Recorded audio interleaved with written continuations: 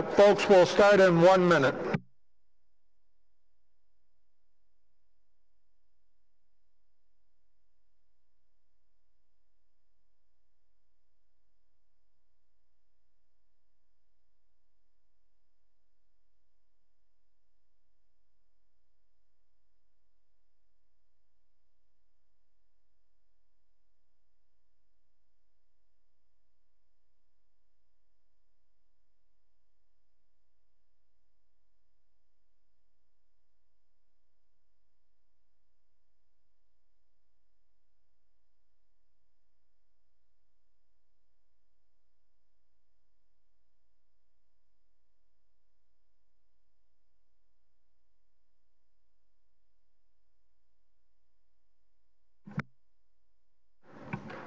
He's here.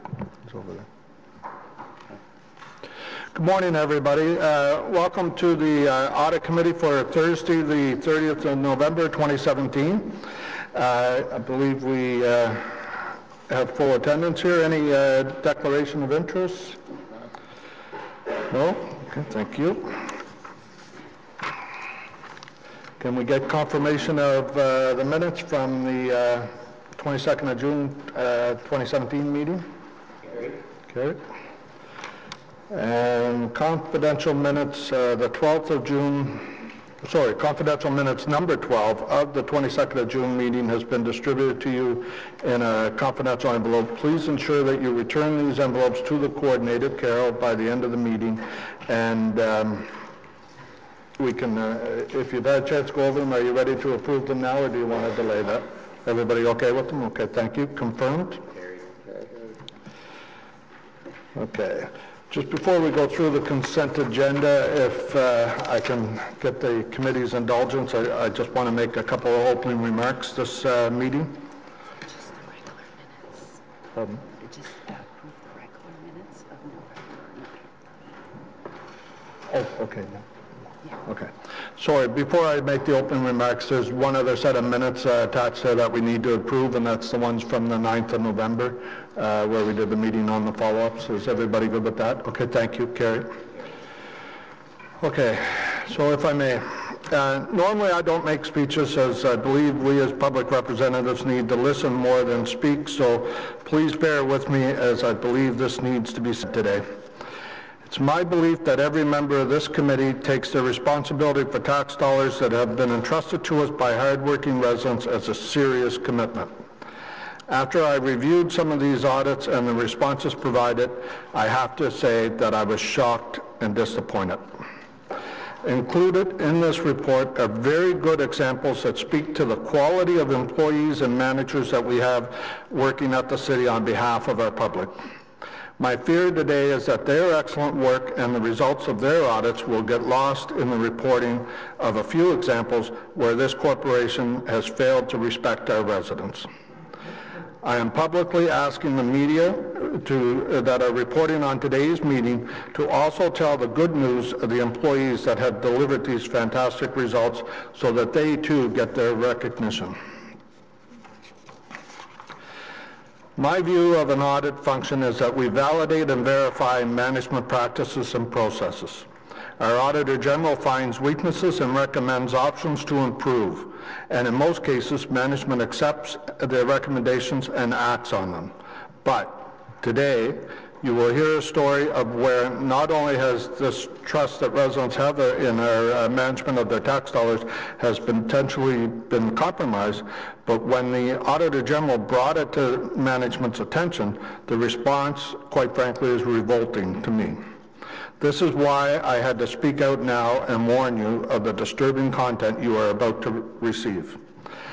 I also want residents to know that I've spoken with the mayor, and this committee will be working with his office to ensure that these issues are dealt with promptly.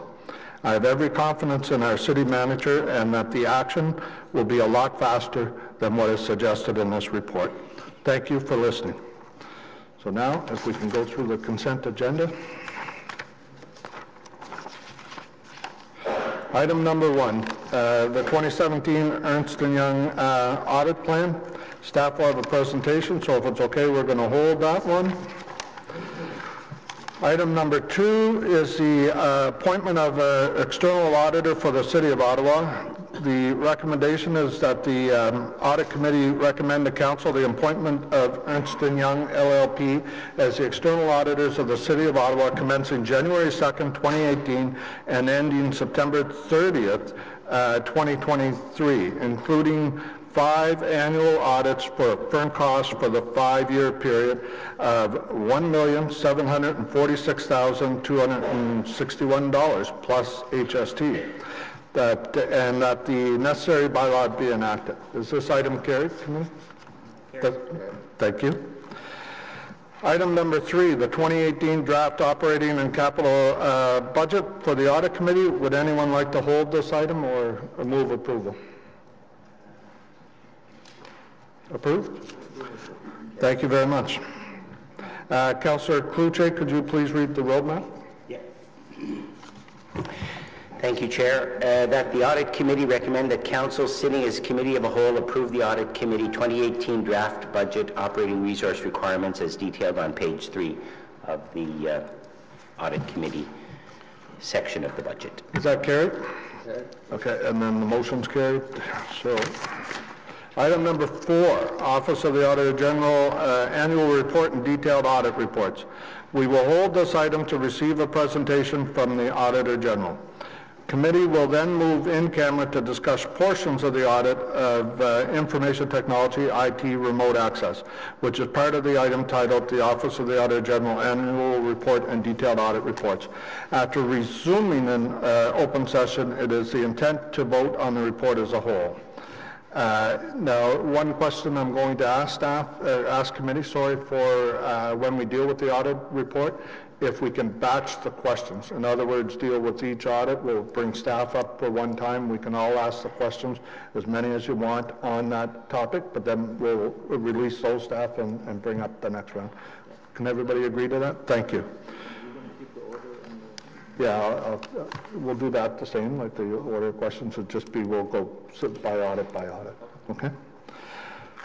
Okay, so first one up is the 2017 Ernst & Young audit plan.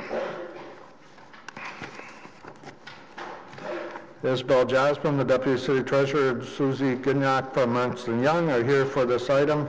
If you'd like to start your presentation when you're ready. Thank you, ladies.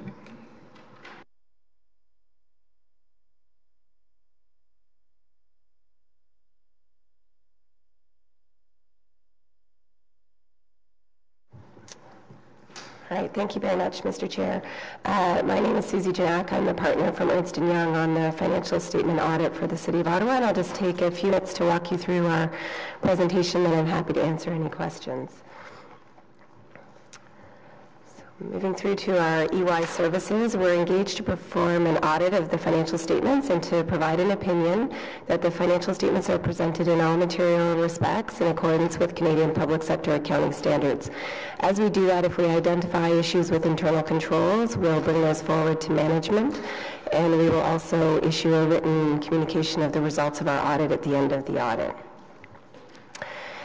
As part of our planning, we do issue a report that the financial statements are fairly stated in all material respects, so we determine materiality at the beginning of the audit. And as in prior years, and in line with industry, we've determined materiality at 2% of budgeted operating expenditures, which is approximately $65.5 million, as compared to the prior year at $66.3 million. We do testing at levels much lower than this in order to get comfort that the financial statements are not materially misstated. Our audit approach is similar to prior years in that we are both going to rely on internal controls and perform substantive testing, so it's considered a combined audit approach. And we will rely on controls over IT general controls for the financial systems, and we will also rely on controls over payroll and the expenditure process. If during our audit we have exceptions, then we'll revisit our audit approach and consider additional substantive testing. Our areas of audit emphasis are similar to prior years. They are the revenue recognition, and in particular that it's recorded in accordance with the standards. They are also tangible capital assets, which is a significant balance on the financial statement, so we will look at that it is appropriately reflected as far as any additions, disposals, and amortization, as well as any significant new agreements. And then we also focus on areas where there is valuation concern and or significant management estimates. So those areas are investments, employee future benefits, contingent liabilities, and commitments for the city. Our audit timetable is that we're working on our planning at this point in time, and then we will perform interim procedures, so our control testing as well as some substantive testing in December. We'll be out to do our year-end audit in March, April of 2018, and then we'll bring our results back to you in May of 2018. In our audit plan, we included some thought leadership for your information, specifically related to cybersecurity, the use of data analytics in our audit, and the adoption of the new auditor's auditor's report, which will come into effect for the city for the fiscal year 2018, just to give you an idea of the changes that are coming down the pipeline. And I think that's all I was going to provide from a presentation perspective.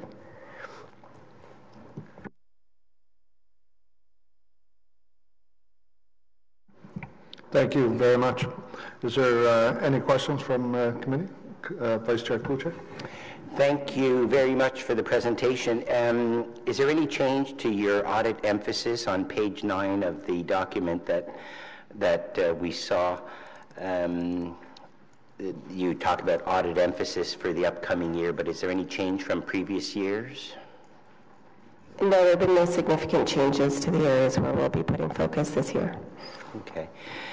The employee benefit costs on page 13 is part of the audit program, audit engagement. I don't think that was that on in previous years? Yeah, employee benefits have always been an area of focus. There's significant estimates in the employee benefit calculation of the actuarial obligations. So we focus in that area, and we get information from the actuary as well to get comfort that those benefits are appropriately calculated and recorded in the financial statements. Just to situate myself, is that most of these contracts for employee benefits are with Great West Life or with OMERS for pensions? What's the role of the city in terms of, is that what we're talking about when we're talking about employee benefits? What's the role of the city in that? No, it wouldn't include OMERS. It's the two-stranded plans, the OCT plan and the COSF pension plans. It also includes WSIB and LTD. So our estimates for our WSIB liabilities and obligations. Correct. Okay. Thank you. Thank you, Chair. Just a couple of small, you said the areas of emphasis are the same as roughly as before. How do you go about looking and saying, is there some other area, particularly we're going to see from the Auditor General later, they may point out some things where perhaps you should be putting some attention on as well to ensure that the recommendations he's made are being implemented? So we have discussions with various members of management, including the Auditor General, as to what is coming, what he has seen in his review of various different audit processes and various different processes within the city and his audit reports. So we've had that discussion with him already. We met with him a couple of weeks ago. We also meet with various members of management. We meet with the city manager. We meet with mayor staff as well to get comfort that we've identified the risk areas from a financial statement risk perspective, and that we've taken those into consideration in our areas of audit emphasis. Okay. And then the second, in the benefit ones, I take it the pension funds that the city, the ones that are finished, basically, the city has to keep on going as long as there's somebody to get paid from those ones.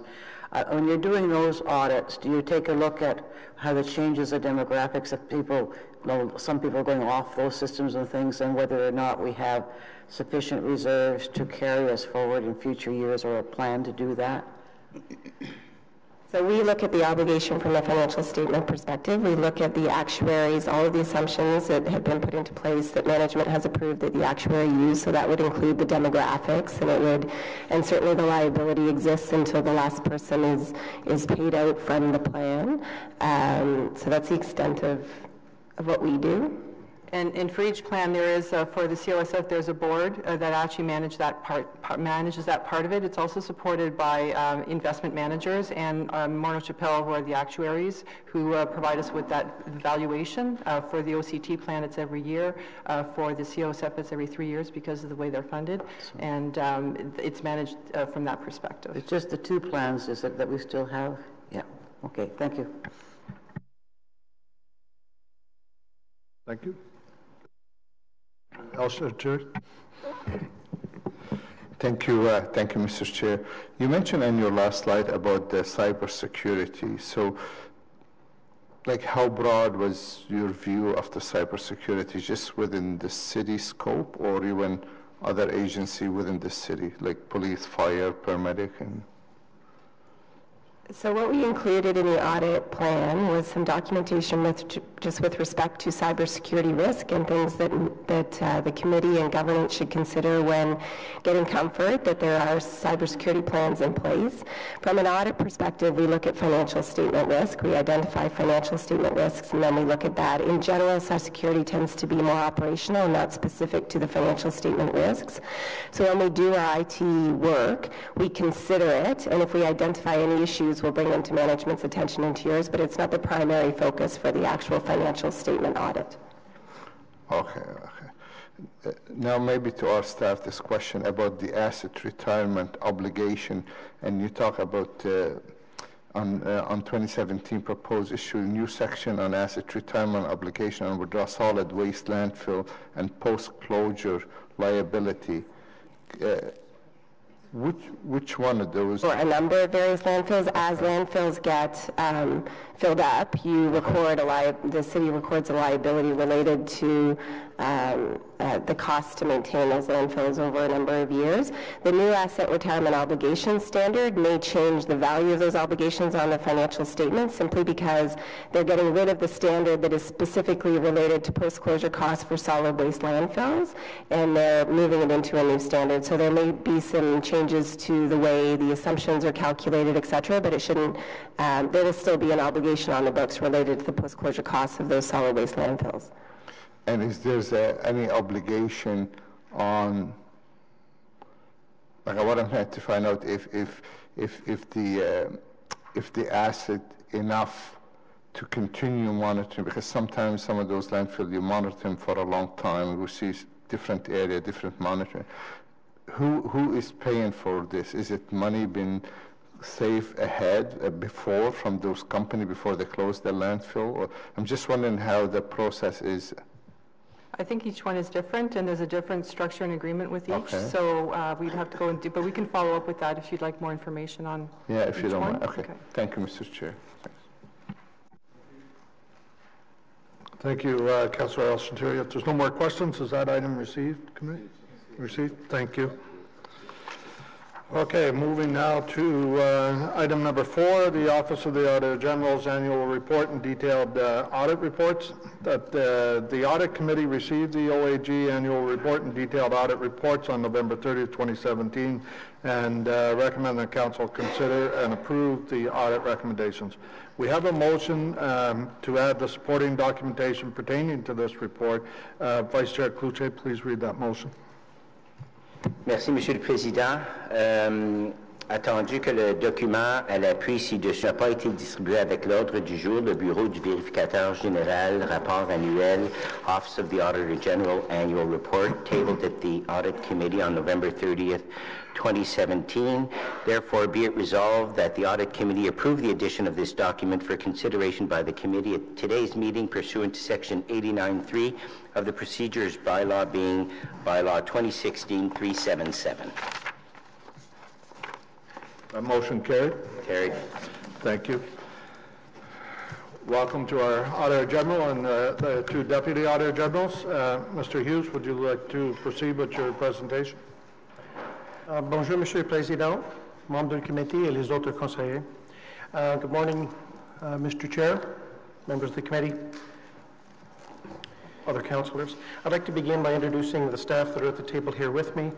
To my left, Admin Assistant Inez Santoro. To my right, the two Deputy Auditor Generals, Ed Minor and Sonia Brennan, and behind me, the staff of the office. They, of course, are the individuals that have worked on the audits that were here today. Aujourd'hui, nous avons 7 rapports.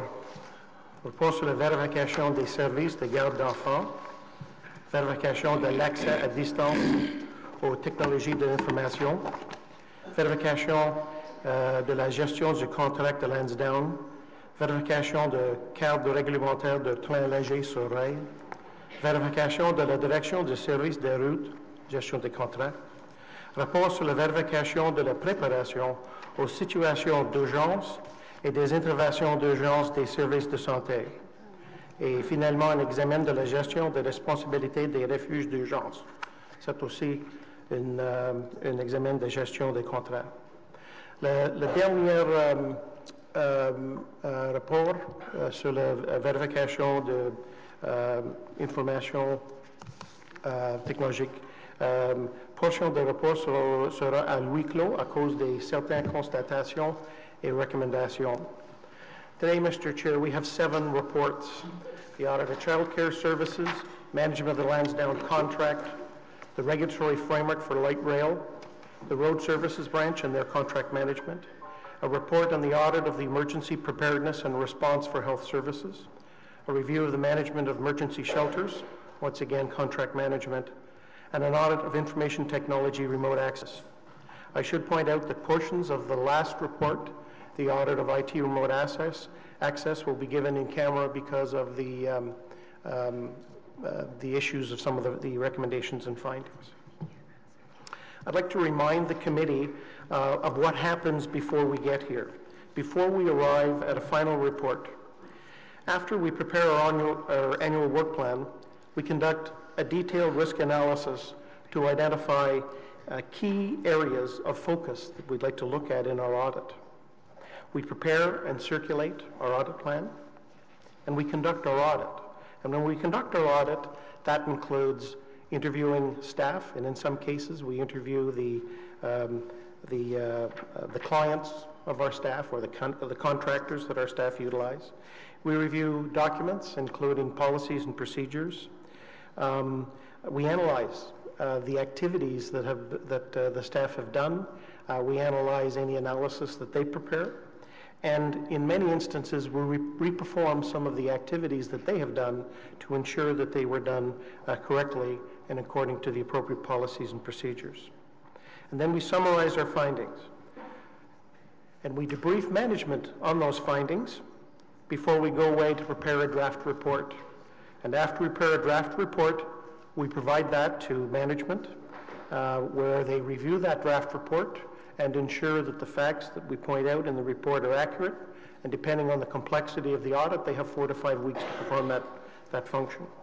And then, once again, depending on the complexity of the audit, there'd be another 4 to 5 weeks for management to prepare their comments to the audit. And through that entire process, we resolve any issues that may come up. So by the time that we come to this annual report, every item in every report, every finding, every recommendation has been thoroughly vetted by staff. Aujourd'hui, nous commençons avec la vérification des services de garde d'enfants.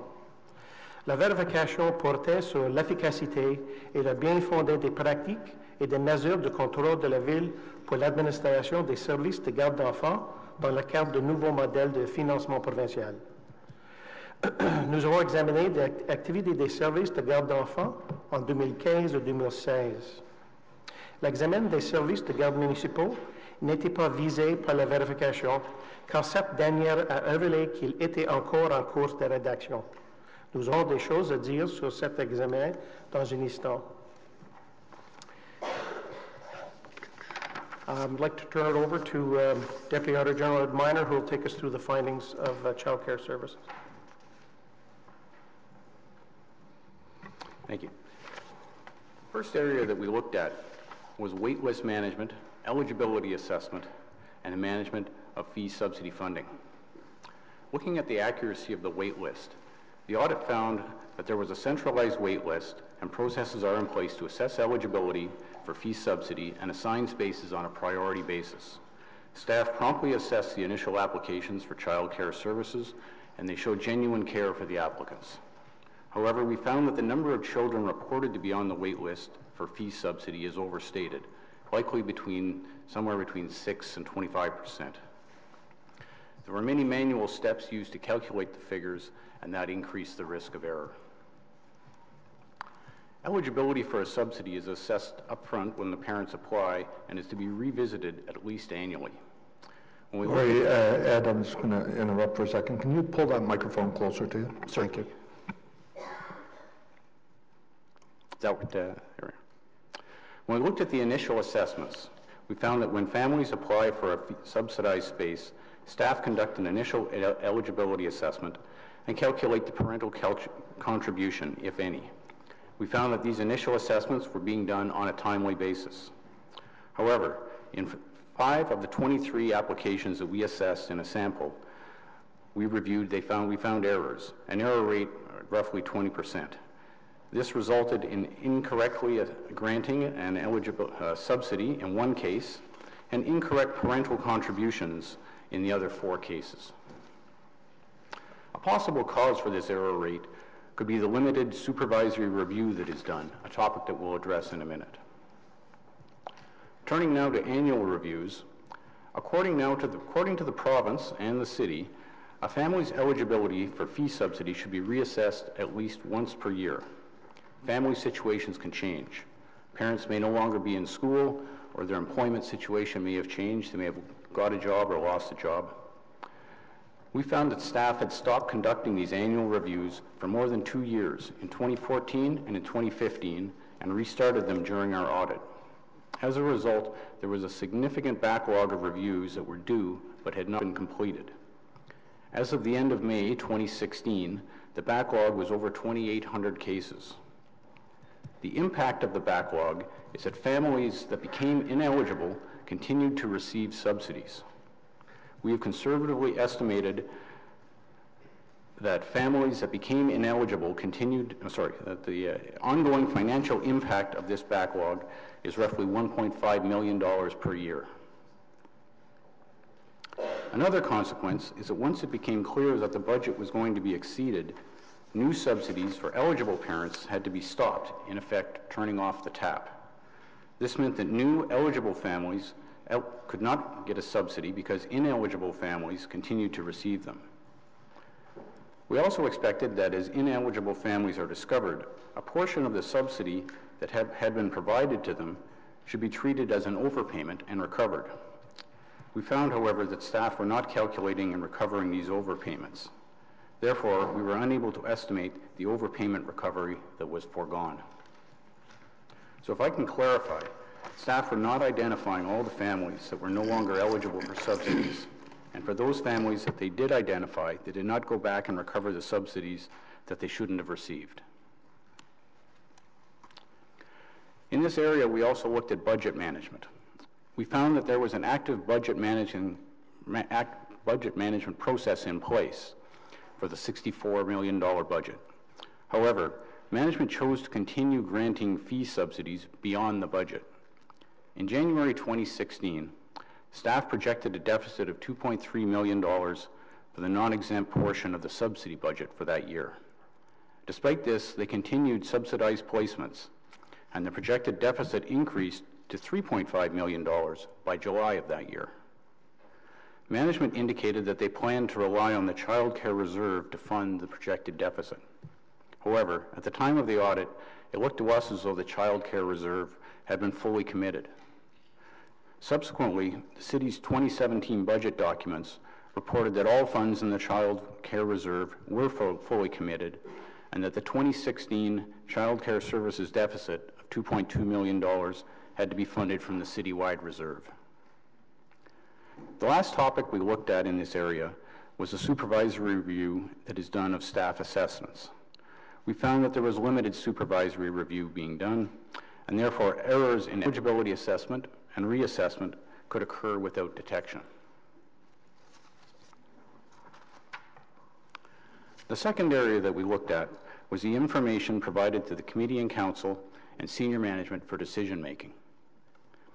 The 2016-17 service plan, which went to committee and council, reported that there were 984 children waiting for fee subsidy space out of 8,800 waiting for a licensed child care space.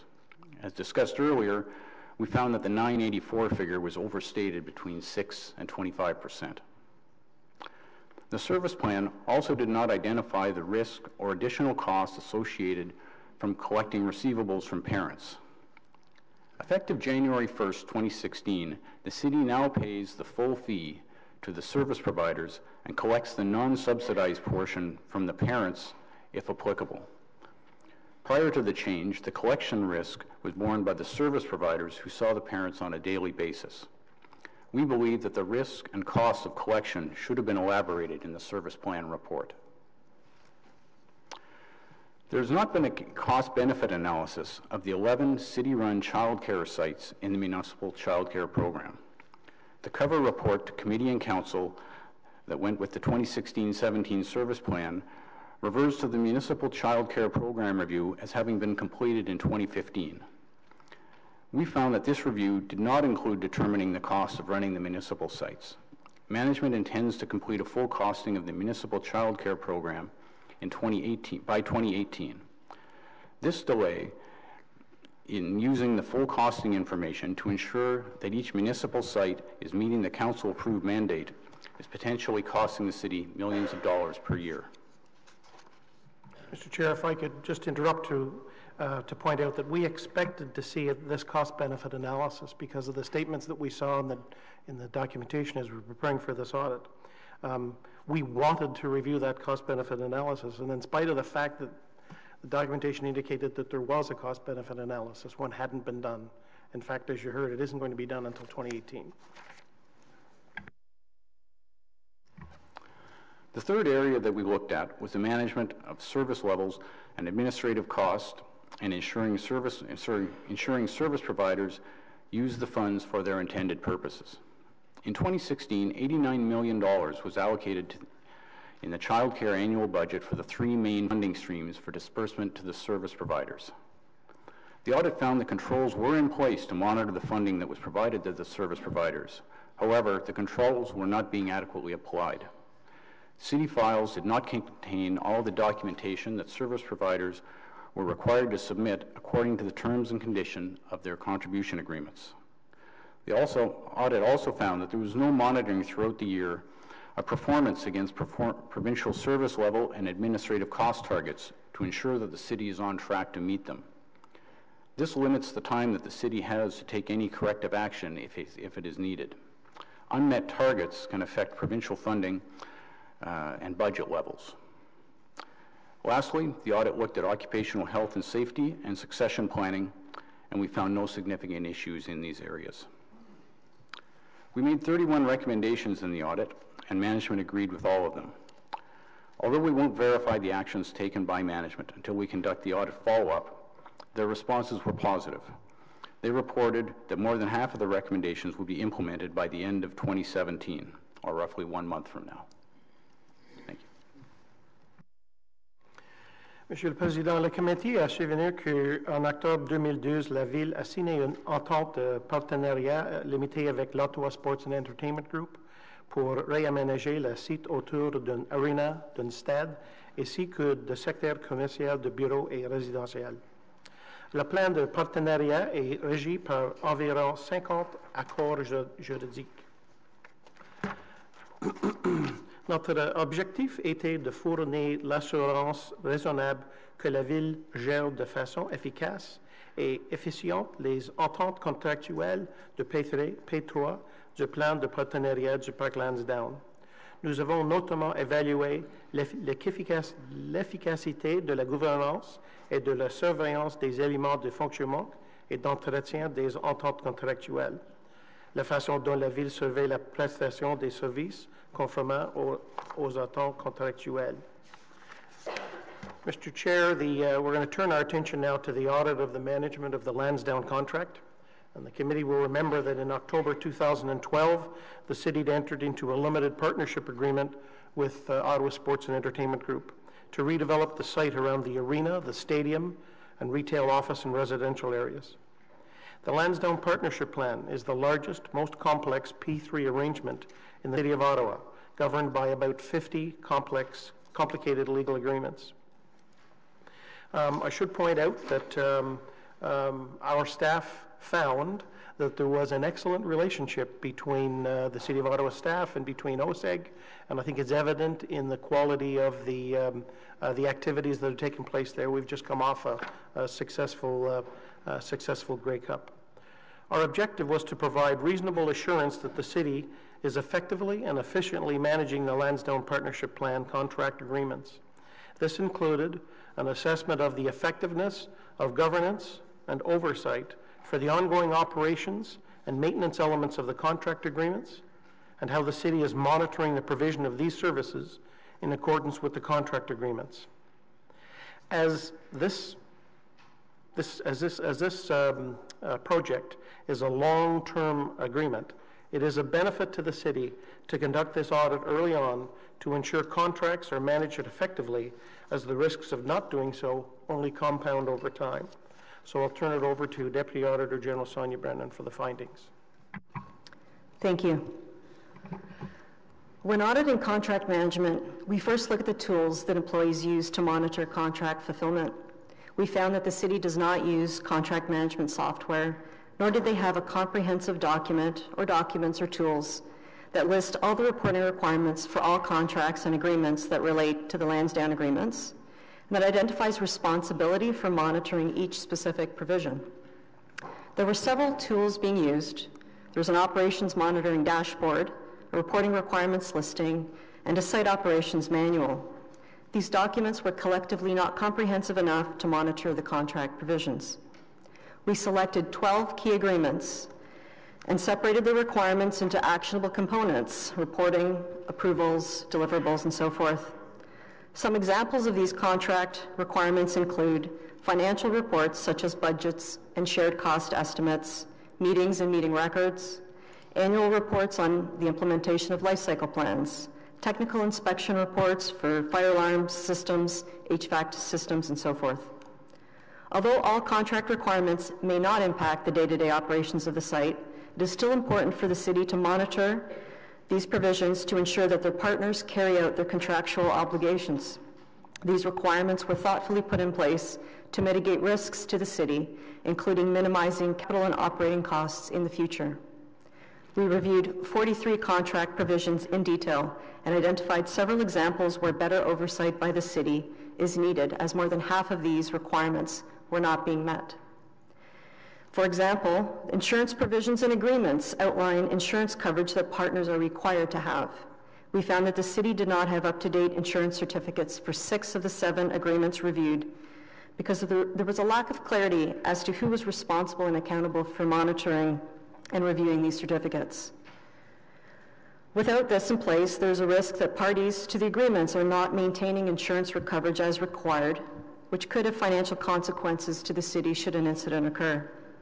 We also reviewed reporting requirements under several agreements and found that both the city and OSEG were unaware of certain requirements, and several were not being met. For example, annual written reports on operations under the master site agreement were not provided or requested. Same goes for the annual technical inspection reports under the Urban Park Property Management Agreement and the annual report on life cycle plans for the garage and stadium. Without these reports, the city cannot make informed decisions or inquiries about the P3 partnership and Lansdowne Park operations, including the maintenance of key assets. Had a comprehensive document or tool been in place early on to track and monitor compliance of all contract provisions with clear employee accountability, we would expect there to be few requirements not met.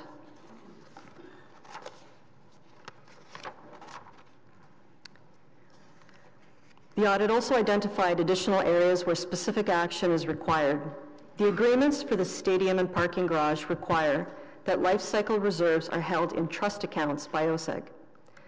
A life cycle reserve of $1.4 million is set aside each year by OSEG to ensure that the buildings and infrastructure assets are maintained in good condition for when they are returned to the city at the end of these agreements. The requirement for these reserves to be held in trust accounts ensures that the funds are held only for their specific purpose, and it protects the city if the partners should encounter financial difficulties in the future. We found that OSEG did not set up trust account for either reserve as required under the agreements. The required cash contributions had been made, however, interest had not been accrued as required in the contracts as well. This type of arrangement does not provide the city with the same level of protection as a trust account would. We also found that the city does not have a risk management plan for Lansdowne operations. Given the magnitude and importance and complexity of this arrangement between the city and OSEG and other parties, we would have expected the department responsible to have a risk management plan specifically for Lansdowne. As well, responsibility for utilities at Lansdowne Park was not clearly separated between the city and OSEG. These items are still under review. The city has a P3 policy, which states that a transition plan be developed to monitor and report on activities that are required to bring a project to the operational state. We found that Lansdowne transitioned from its construction phase to its operational phase without a transition plan of this nature. A plan could have been beneficial for establishing responsibilities and accountabilities, for monitoring of the agreements, thereby reducing the operational risks.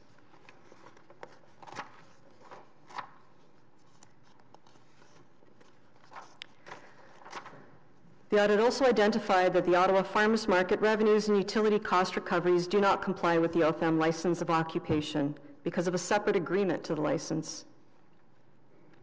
This agreement reduced the rates for the 2015 indoor market by more than 50%. The agreement was signed by a staff member who did not have sufficient authority under the delegation of authority bylaw. The reduced rates were continued to be used in 2016 and 2017. Additionally, while the farmers market is required to reimburse utility costs for the outdoor market, we found no evidence of staff monitoring these costs to determine an actual cost recovery amount. Reimbursement for these utility costs continues to be challenging due to a lack of meters at the site. We also found there was no process in place to deal with issues not specifically covered in the agreements. This gap was identified when reviewing unresolved and unpaid invoices between the city and OSEG. In reviewing a sample of invoices, some of these remain unpaid for over 2 years at the time of our audit, as the city has not yet determined whether or not to pay these. While the Lansdowne partnerships were written well before the site was operational, and not all situations could be foreseen, a process to deal with these other issues that might arise from time to time would have been beneficial. And lastly, just to reiterate the Auditor General's comment about the working relationships, both partners, the city and OSEG, have offices on site. They meet frequently. They have strong communication and a good partnership for all intents and purposes, and we just wanted to highlight and acknowledge that. We made 17 recommendations in this report, and management has agreed with all of them. Thank you. Mr. Chair, I just want to point out that together these findings matter because when the city fails to effectively manage the Lansdowne Park partnership contract agreements, it may be unknowingly accepting risks it intended to transfer to a third party. It may incur costs it should not, and it may lose current and future revenues.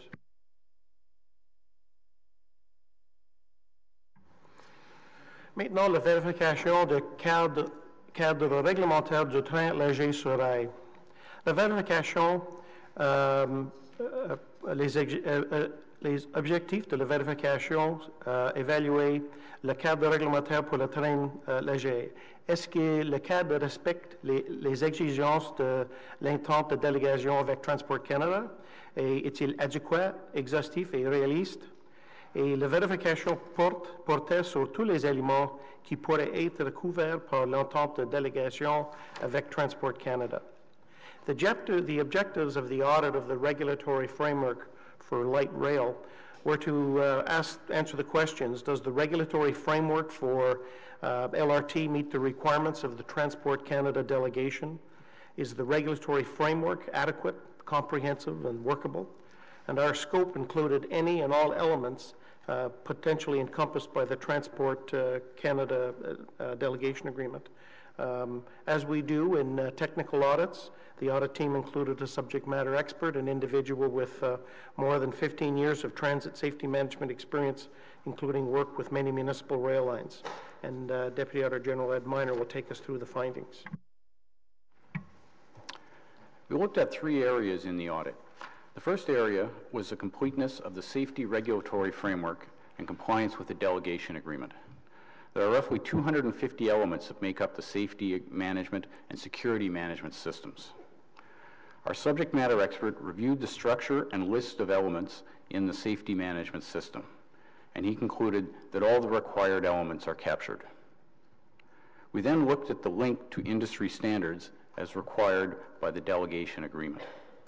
We selected a sample of 15 elements from the safety framework and tested them to ensure that they were based on industry standards as is required. In the end, in all 15 cases, we were able to clearly link the content of the element to at least one industry standard. We noted that the link back to the applicable industry standard was not being tracked as they were being developed. However, when we provided our list of management, they were able to go back and demonstrate the link. Therefore, we concluded that they were in compliance with this requirement. To test the appropriateness of the content of the elements on the list, our subject matter expert reviewed the content of 20 sample elements. In his opinion, the content of each was appropriate and consistent with industry practice. The second area we looked at was the security regulatory framework. The first was the safety, now we're looking at the security. We examined the structure and list of elements in the security management system. As with the safety management system, our subject matter expert reviewed them and found that all of the required elements had been captured. Similarly, we checked the link back to industry standards. The development and content review process for the security management system tracked the source documents more closely than the safety management system process did. 10 sample elements from the security framework were tested for compliance with the delegation's requirement that they be based on industry standards. And in all 10 cases, we were able to clearly link the content of the element to an industry standard. We then tested the appropriateness of the content of the element on the list. Again, we looked at those 10 sample elements, and our subject matter expert reviewed them. In his opinion, the content was appropriate and consistent with industry practice. The third area that we reviewed was the procedures related to incidents. We expected to find solid procedures to ensure that occurrences and incidents of non-compliance with the regulatory framework are identified, reported on, and appropriately managed. Again, the Confederation line is not yet in operation, so we could not test the functioning of these procedures, so we were looking at the written documents here. We found significant and comprehensive document in place at OC Transpo. Our subject matter expert reviewed the relevant documentation and did not identify any gaps. As OC Transpo has had such procedures in place for their existing transit system for many years, the degree of change required to account for the addition of the Confederation line was minimal. The subject matter expert also found the authorities and responsibilities for accident investigation, assessment, and reporting were clearly established and documented. In the end, we made 3 recommendations in the audit, and management agreed with all of them.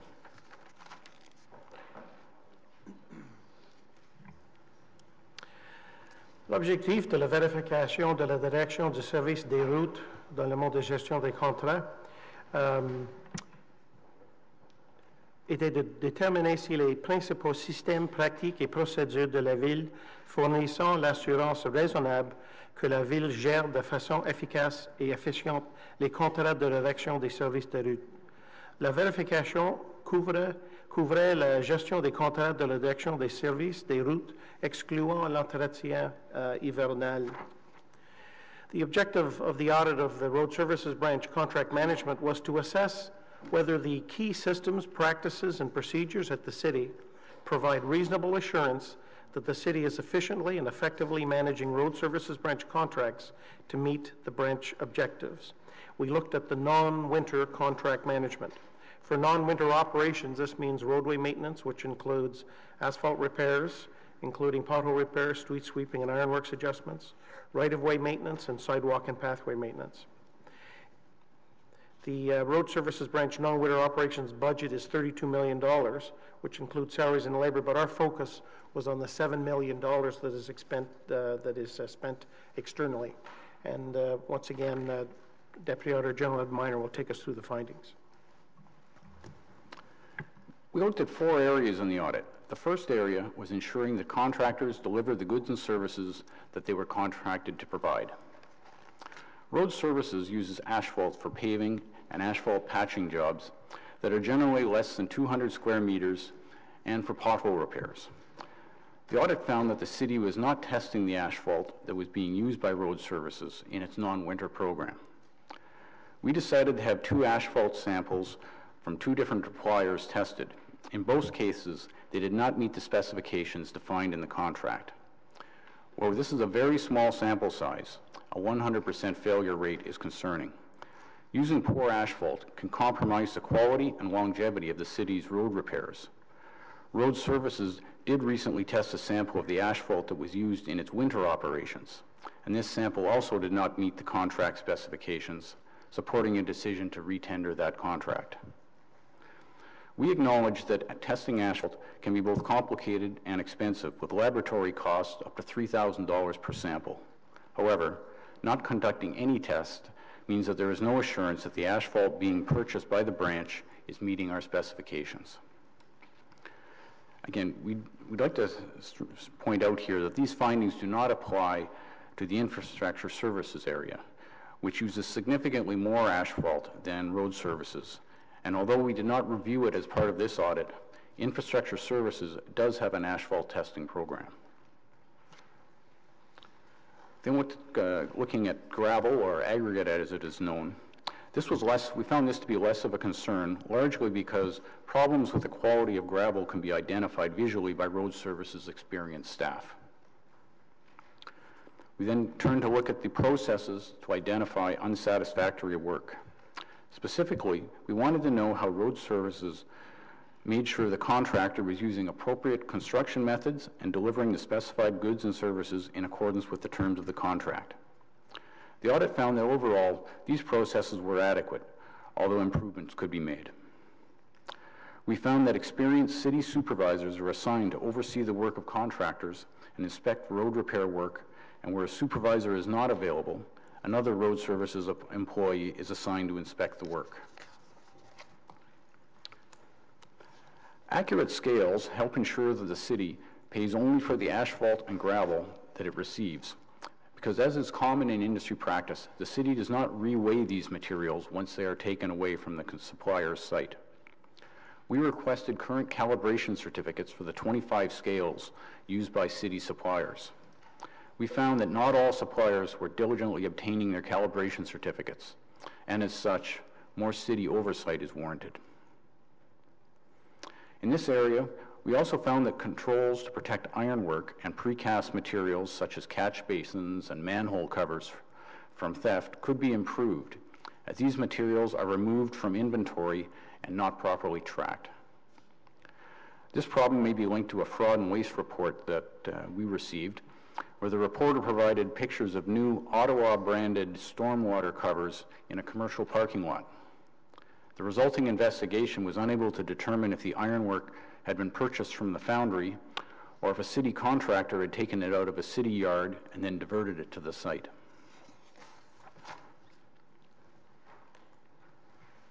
The second area we looked at was selecting the correct contractor.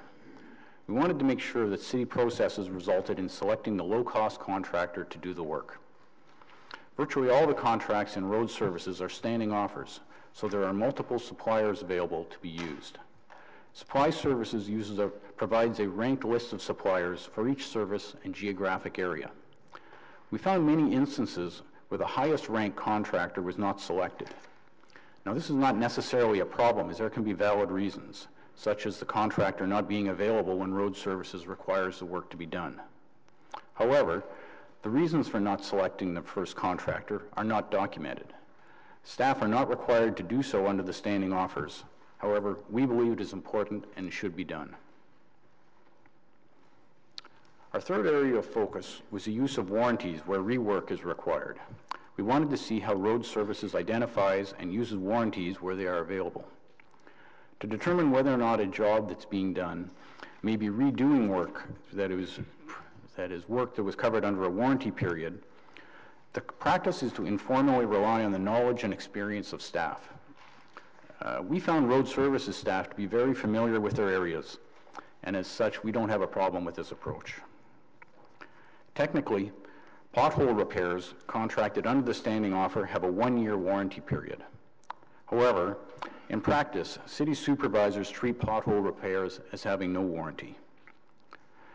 Without getting into all the details, we concur that this approach is reasonable. However, this practice is inconsistent with the terms of the standing offer. The last area we looked at was the efficiency of road services processes. We found that they were generally paper-heavy and manual. Road service is not using a mobile system in the field as is done in other parts of the city. There is an active public works mobility project, and management indicates that they intend to implement it in all areas of public works, including road services. However, there is currently no approved schedule to commence and complete this work. We made 15 recommendations in the audit, and management agreed with all of them.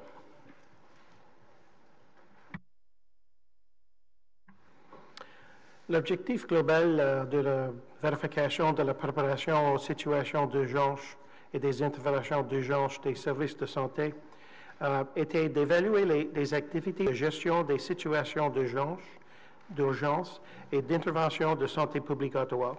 Pour ce faire, il fallait évaluer les processus utilisés pour préparer la gestion de ces situations, les surveiller et présenter des rapports sur la question. The overall objective of the audit of the Emergency Preparedness and Response for Health Services was to conduct an assessment of Ottawa Public Health's emergency management and response activities. The audit was to include an assessment of processes used to develop, monitor, and report on emergency management. During the planning phase of any audit engagement, auditors obtain background information relevant to the entity. Using this information, we conduct a preliminary assessment to become familiar with the activities, processes, risks, and controls in place within the entity to determine areas of audit emphasis. Through inquiry and documentation review, auditors assess the adequacy of documented policies, plans, and procedures currently in place. As per the Institute of Internal Auditors Practice Advisory, the intention of the preliminary assessment is to identify and prioritize areas of elevated risk that warrant further attention in the examination phase of the audit. Deputy Auditor General Sonia Brennan will take us through those. Thank you. To ensure the quality of our risk assessment, we use the services of a subject matter expert in our preliminary work to get insight into the risks and challenges related to emergency management. 8 risks were identified as part of this phase of audit work. These address the work of Ottawa Public Health, the city's Emergency Management Program Steering Committee and Advisory Committee, and the Security and Emergency Management Branch. Some of these risks included governance and oversight, compliance with legislation, formal emergency management plans, and coordination between Ottawa Public Health, Emergency Management Program Advisory Committee, and Security and Emergency Management, as well as external partners. Based on our work, we determined that the Ottawa Public Health Emergency Management Program meets or exceeds relevant requirements and standards in all areas. The program is up to date, it's comprehensive, managed professionally, and appears to be aligned with the city's emergency management program and those of key external partners. Accreditation Canada issued a report in September 2016 which reached similar conclusions to ours. Accreditation Canada is an independent nonprofit organization that accredits health organizations such as hospitals for over 50 years in Canada. The residual risk levels in all areas were determined to be low. We conducted more work than is normally performed during a risk assessment to ensure that our findings were well supported. In light of this, in our opinion, there would be little value in conducting additional audit work related to the Ottawa Public Health Emergency Management Program at this time. And we concluded our work in a report. Thank you.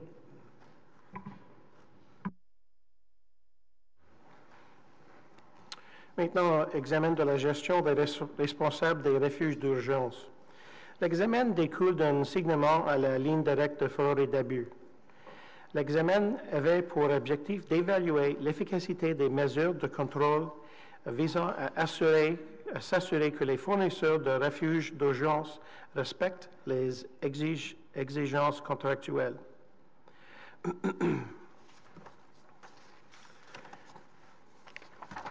This review arose from the review of the management of emergency shelter providers, arose from a fraud and waste report, and the objective of the review was to assess the effectiveness of the controls that ensure emergency shelter providers comply with contract requirements. Our scope included the management of contracts with emergency shelter providers. We looked at the 2015 and 2016 annual review cycle. We did not examine the 2 city-operated shelters, and we did not look at the design of the program. Deputy Auditor General Ed Meyer will take us through the findings. I'd just like to start with a bit of background on emergency shelters. There are some 950 permanent shelter spaces in the city, combining that's city-operated and community-operated. In addition, sometimes hotels are used as an overflow of a particular type of shelter, such as a family shelter is full. The city pays roughly $15.3 million a year to the community operators, and the program is provincially funded, and the city is the administrator of the program. Our review focused on 2 areas: emergency shelter provider compliance with the standards and payments to these providers. We looked at the city's standards. We compared them to other municipalities, and we found that Ottawa's standards were relatively outdated, at last having been updated in 2005. We also found that they could be improved, to be more comprehensive and measurable. We then looked to see if there were agreements in place with the community operators, and we found that they were all in place. And then we looked at the city inspections of the shelters. And there are a variety of city groups that inspect shelters. We found these inspections were occurring and they were being documented. The groups inspecting shelters include the Housing Unit, Ottawa Public Health, and Fire Services. We focused on the inspections being done by the city's Housing Unit and found that they did need improvement. Not everything that is in our standards is covered in the inspections. They have checklists that are used to document the inspections. However, you can't tell from looking at them what was done during the inspection. For example, on the checklist it says mattresses or pest control, and it'll say yes, no, or not applicable. And you can't really tell what was looked at in those areas. The inspections also don't cover the shelter's intake processes, looking at how they deal with clients as they first come in. And lastly, during the inspections, they use a computer-based survey of staff and clients. However, the shelters are the ones who select the participants, so the results may not be representative. We also looked at payments to emergency shelter providers. First, we looked at the city staff's verification of the operator's invoices, and we found that the invoices are being reviewed, and those that we tested we found to be accurate. Second area we looked at was client contributions, because if clients have income, they are required to contribute to the cost of their shelter. The shelters collect this money from the client and reduce their invoice to the city.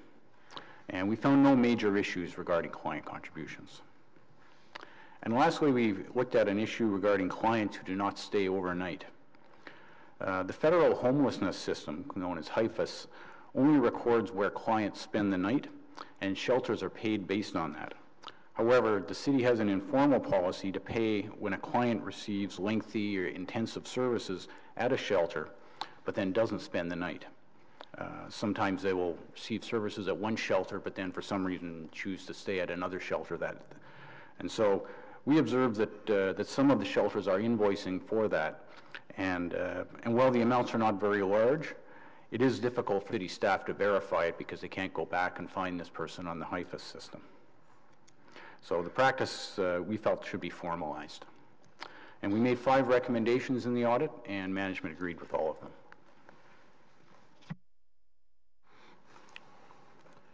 Finalement, Monsieur le Président, la vérification de l'accès à distance aux technologies informatiques. C'est notre quatrième vérification dans le monde de technologies informatiques. Les besoins et les avantages de l'accès à distance se multiplient et les risques qui y sont associés se croissent proportionnellement. Les accès non autorisés pourraient entraîner différentes répercussions, comme la perte ou la corruption de données, la divulgation de renseignements confidentiels ou privés et des interruptions de services. Compte tenu de ces risques, l'objectif global de la vérification était d'évaluer les systèmes pratiques et procédures clés, ainsi que le gouvernement en place afin de détecter et de réduire les risques associés à l'accès à distance au réseau de la ville, notamment en matière de sécurité. Nous avons suivi des principales lignes directrices de National Institute of Standards and Technology. C'est la cadre de cybersecurity de NIST et la série de normes de cybersécurité organisationnelle le plus répandue en Amérique du Nord. La vérification porte sur les différents types d'accès à distance offerts aux utilisateurs, les réseaux privés virtuels par exemple, protocole de sécurité de IP et des liens cryptés et les connexions par contrôle à distance. Finally, Mr. Chair, the audit of IT remote access. This is our fourth audit in the area of IT. The first was the audit of IT governance, followed by the audit of IT risk management, and then the third audit was of a security incident. And that audit of the security incident led directly to this audit, that 2015 audit of that incident and the audit of IT security. As the city's needs and benefits of remote access to network continue to increase, so has the associated risk, including the likelihood of unauthorized access. Any unauthorized access could lead to a number of damaging outcomes, such as data loss or corruption, exposure of privacy-protected information, and service interruptions. Considering these risks, the overall objective of this audit was to provide an assessment of the key systems, practices, procedures, and governance in place to identify and mitigate risks, including security risks associated with providing remote access to the city's network. The Office of the Auditor General used a number of subject matter experts, and our audit criteria was based on leading guidance from the U.S. National Institute of Standards and Technology, known as NIST, and their framework, their cybersecurity framework, is the most widely adopted set of standards for organizational cybersecurity in North America. The audit scope included all city business lines and independent technology groups where remote access capabilities exists within the jurisdiction of my office. The scope of this audit included remote access offered to authorized users through virtual private networks, remote control connections, any mobile connectivity such as smartphones or tablets, and web-based remote access. Areas outside of scope included remote office VPNs or access or communication gateways do not interface directly with the city's network, such as some of our radio and communication systems. I'll turn it over to Deputy Auditor General Sonia Brennan to take us through the findings. We found that Information Technology Services had not refreshed the technology priorities. A technology roadmap is a governing document that sets out a plan of specific technology initiatives and investments in support of the city's IT objectives and priorities, with strong management of related risks. This includes the need to balance business needs and security requirements and align planning and decision-making around emerging areas such as mobile technologies. We also found that ownership of the city's remote access-related risks, roles, and responsibilities with the OAG's 2015 audit of IT risk management, which identifies a similar concern regarding the CIO's authorities in monitoring, oversight, and mitigation of remote access-related risks within its traditional areas of responsibility. As identified in previous audits, IT services' role does not formally extend to departmental remote access group initiatives. This ongoing situation limits IT services' ability to have a holistic view of the city's remote access technology in support of economic and affects an increased likelihood that related risks will not be managed consistently across the organization, leaving the city's network exposed to unintended security gaps or duplications. A replacement of the existing remote access to city network policy, which was both outdated and largely ineffective. The proposed new standard was found to provide good technical coverage and clear expectations for end users regarding appropriate use. The new standard also clearly indicates, includes those environments managed by independent technology groups and any third parties, and that the CIO is required to sign off important elements that will help to address some of the concerns raised in this audit and in prior audits. We understand the standard has now been approved, but is yet to be implemented.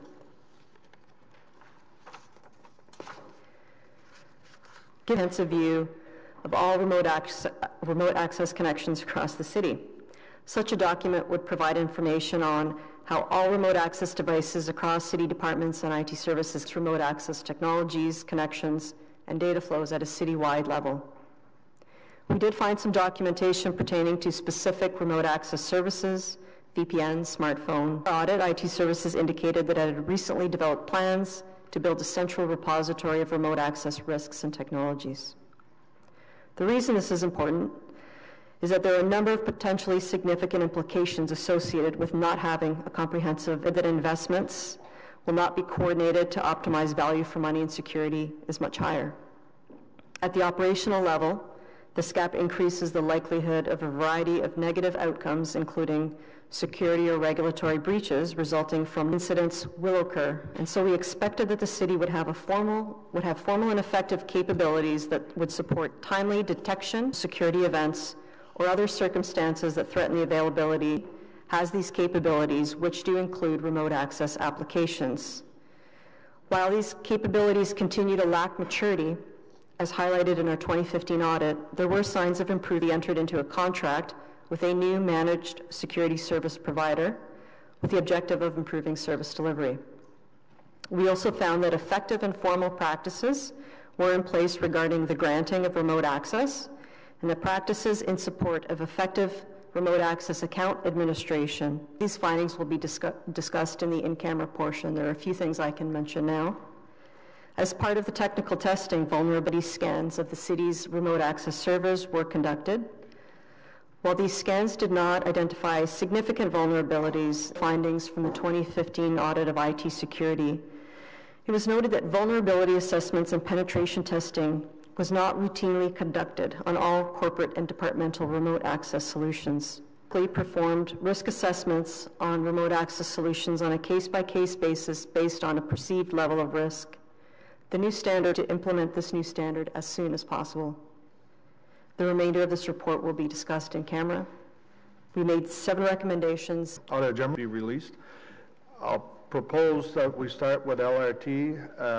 LRT, then the public health one, the shelters, and IT, because it's going to be in camera. We'll have to leave that to the end. Okay? Everybody agree? Okay. So if any questions, Vice Chair Kluge? Just a quick one. On page 59, preparedness,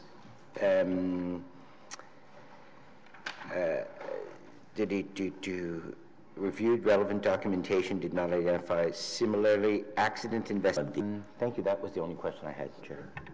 Thank you, Vice Chair Kluge. So we'll move on then to the Ottawa Public Health audit.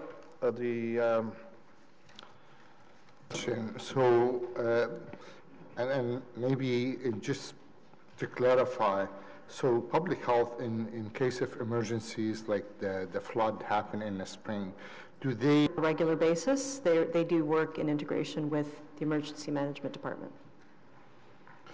Okay, so in preparation for future emergency response plan. Mr. Chair, if I could clarify the question, in the event of an emergency, like a... We are preparing, or I would like the city to be prepared for next year if similar flood is going to take place. Between public health and emergency response team. So I would just like to, I don't. So, thank you. Okay, any other questions on public health? Councilor DeRusse. Thank you, Mr. Chair, and this is well-prepared report. Thank you for the AG for that work. I just are well protected by our health, public health, and I just want to say thank you for the great and cutting-edge work that you do in our community. So thank you very much for both of you. Councillor Cadre. Mr. Chair, first, he says, now if there's a lag somewhere that Councillor Chantier may feel, then by all means we're open towards that discussion. So going forward. Thank you, Mr. Chair. Good. Thank you, Councillor Cadre. Anybody else? No? Piece of it? And I imagine that you did the audit with regards to the standards that are in place for 2005. Are they appropriate? Should those standards be updated? Is that a takeaway from this? When we did the audit, we looked at the standards in other municipalities, and we found that other municipalities had more comprehensive standards, and the other municipalities had standards that had the inspection. If your standards are comprehensive, then you've got a longer list of areas that you can hold your contractor, the shelter provider. Thank you. Thank you. Anybody else? Okay, thank you. I think it's important, our TE audit, the public health, and this one on emergency shelters, that these are good audits. You talked about the good relationship between staff and OSEG, and I'm seeing a theme in all these audits, and it's contract management. Great. Is staff able, not questioning the professionalism of staff, human nature being what it is, in this governance structure, are staff able to manage this contract with objectivity, diligence, and... Mr. Chair, there's always a balance between a good non-independent relationship, and we certainly saw no evidence of that. And yes, I think you appropriately manage that contract. We believe that with the appropriate tools, and we've identified a number of deficiencies that should be addressed, and staff agreed on a regular basis. They'll have to determine whether or not their staff have all of the abilities that they need to appropriately manage the various contracts that they have around the city. So some of the issues you found with Lansdowne Park, are they typical? We've talked a lot about contract management in this committee over the last couple of years, and there's no question about the dedication of the staff. When we live with the suppliers, staff should be looking at those terms and conditions. All of these specifications and requirements are required to be delivered by the contractor, and should be assessing whether or not the contractor in that areas. These are not difficult to correct, and I think we see that in the recommendation, in the response to the recommendations in management's comments. They've agreed, and they've agreed to implement them. One of the issues, and my last question, Chair, the trust account, the $1.4 million annually, there's been an accounting entry, but not a segregated trust fund that has the controls of deposits and withdrawals on it. Do we, and management has accepted recommendation 7 to follow up on that. Do we have a commitment for years currently? It has that they've been, past amounts will be deposited in the trust account? Mr. Chair, if you go through the requirements in the contract, and if staff, I have every belief, all confidence in the world that they will be met. That they'll do that. And I don't know if it's in the recommendation, but Mr. City Manager, if that could be part of the discussions that we'll have with OSEG as we improve this situation. I spoke to OSEG yesterday just to double confirm, and in fact, the city deposited is correct. Okay. Good. Thank you. Councillor Wilkinson, please.